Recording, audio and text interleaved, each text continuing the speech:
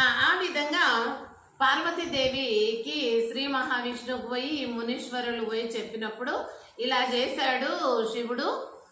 మా భార్యలు దారువనంలో పువ్వులు కోస్తూ ఉంటే శివుడు ఈ విధంగా నగ్నంగా దిగంబరిగా పోయినాడు. పోయే వరకు మా భార్యలు భయపడ్డారు. అప్పుడు మేము దివ్య దృష్టితో చూసినప్పుడు ఆయన అలా ఉన్నాడు కాబట్టి నీది ఏ కోరికతో పోయినావో ఆ ప్రైవేట్ పార్ట్ నీ లింగం తెగిపోని అనగానే తెగిపోయింది, మరి అంత కాలిపోతుంది అని చెప్పేసి ఆ శ్రీ మహావిష్ణువుకి చెప్పినప్పుడు ఇది ఎవరి వల్ల కాదు, అది లింగం అంటే పురుషునికి ఉండాల్సింది, ఆ లింగము భార్యలకే వర్తిస్తుంది కాబట్టి ఆయన భార్య అయినటువంటి పార్వతీదేవికి పోయి మీరు చెప్పండి అంటే అప్పుడు ఆమె చూసి నిజమే కదా, నా భర్త యొక్క లింగం నాకే కావో ఉపయోగపడేది, అందుకని ఇది నేనే తెచ్చుకొని నా దగ్గర పెట్టుకుంటా అని చెప్పేసి పోయి ఆమె ఆ యొక్క లింగాన్ని అంటే శివుని యొక్క పురుష లింగాన్ని తీసుకొచ్చుకొని తన ఓనిలో పెట్టుకుంటుంది అనమాట.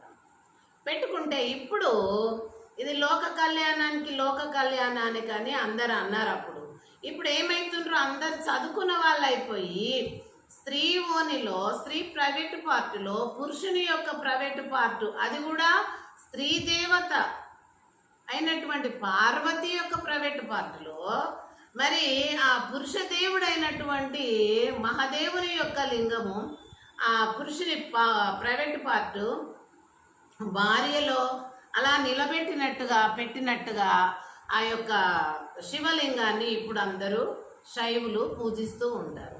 మరి అలా చేయటం అనేది ఇప్పుడు చదువుకున్న వాళ్ళు అయిపోయి చిన్న చిన్న పిల్లలకు డౌట్ వస్తుంది, అది అర్థం తెలిసిన పిల్లలు. ఎందుకంటే కొంతమంది చదువుకున్న ఫ్యామిలీస్లో వచ్చిన వాళ్ళు అది ఏంటి ఇది మరి శివుడు అంటే దేవుడు అంటాడు, ఆయన ప్రైవేట్ పార్ట్ ఏంటి, మరి ఆయన భార్య అయినటువంటి ఆమె ఓనిలో ప్రైవేట్ పార్టులో ఉంటే అది ఈ స్త్రీలింగాన్ని పురుషలింగాన్ని మొక్కడం ఏంటి, ఇది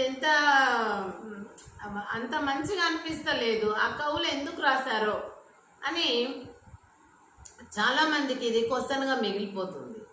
బ్లైండ్గా మొక్కేవాళ్ళు ఆ యొక్క స్త్రీ పురుషుల యొక్క స్త్రీది పురుషుని యొక్క ఆ దేవతల యొక్క ఆ పురుషలింగం స్త్రీలింగాన్ని మొక్కుతున్నారు.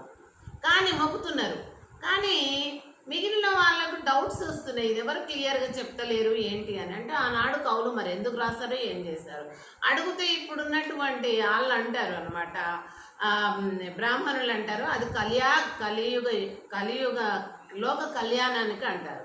మరి ఇది లోక కళ్యాణం లాగా అనిపించట్లేదు, చూస్తే అంత బాగా అనిపిస్తలేదు, ఆ కవులు అలా రాసేది లేకుండే అన్న ఉద్దేశం నాకు కూడా అనిపించింది.